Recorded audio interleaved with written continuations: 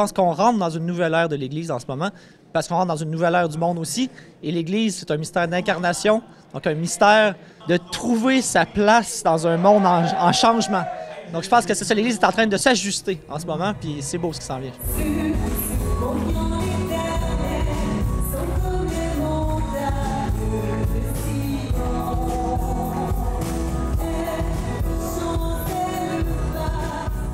Aujourd'hui, on est 490 au Forum Paroisse en Mission, 2e édition.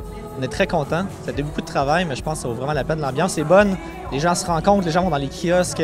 On a eu 5 orateurs ce matin qui ont présenté des choses. La mission de l'Église n'a pas changé, peu importe l'époque que nous vivons. La mission d'aller de toutes les nations, faites des disciples. C'est toujours la mission de tous les disciples. Et si vous êtes ici ce matin, à ce forum, c'est parce que vous croyez en ces paroles de Jésus. Donc on m'a demandé de témoigner à la fois comment la transformation de la culture pastorale se fait sur nos paroisses.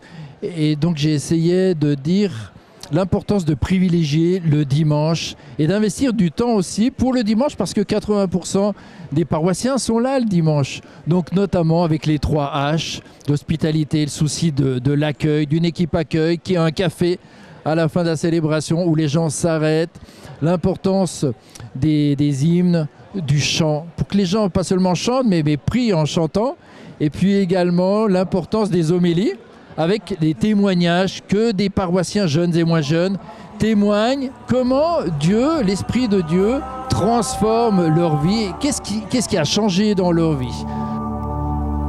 Remplisse ce lieu de ta présence. Je veux voir ta face. Je veux voir ta face. Je veux voir ta face.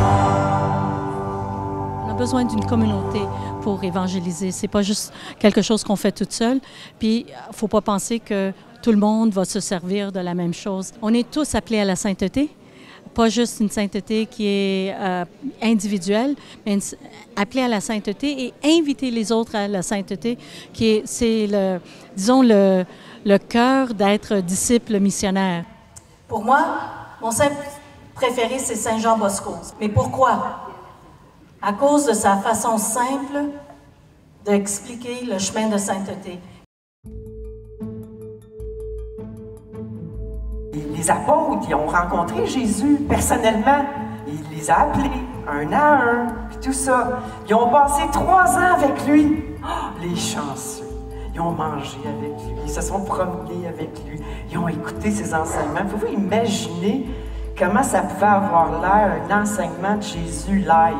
J'ai l'impression, c'est une intuition, qu'on est créé à l'image de Dieu et qu'il y aurait un trou dans le corps de l'homme qui ne serait comblé que si Dieu y met sa présence. Travailler parmi les jeunes m'a permis de connaître l'amour de Dieu et de désirer de l'intérieur de mon cœur d'être une meilleure personne. Dieu est un Père de miséricorde, d'amour, de tendresse et de compassion.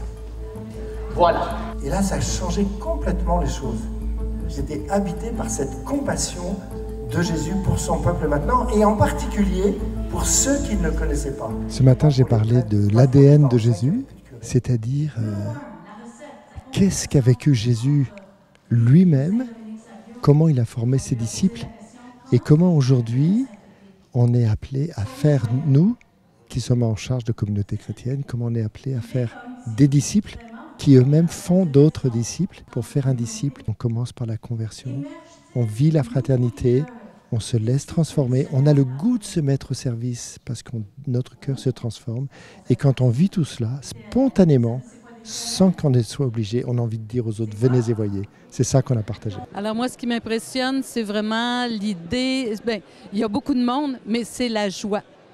Le sourire, la joie, le bonheur que je vois dans les yeux des gens, dans leur sourire. Là, on s'est parlé entre nous, on a dit quel genre d'église on veut être, mais ultimement, l'étape ultime, selon moi, c'est de se tourner vers les gens du dehors, pour leur demander, eux, qu'est-ce qu'ils veulent vivre avec nous, qu'est-ce qui les interpelle dans l'Évangile, parce que c'est seulement quand l'Église va être en phase avec le monde dans lequel on vit qu'elle va devenir l'Église qu'elle est appelée à être pour le monde d'aujourd'hui.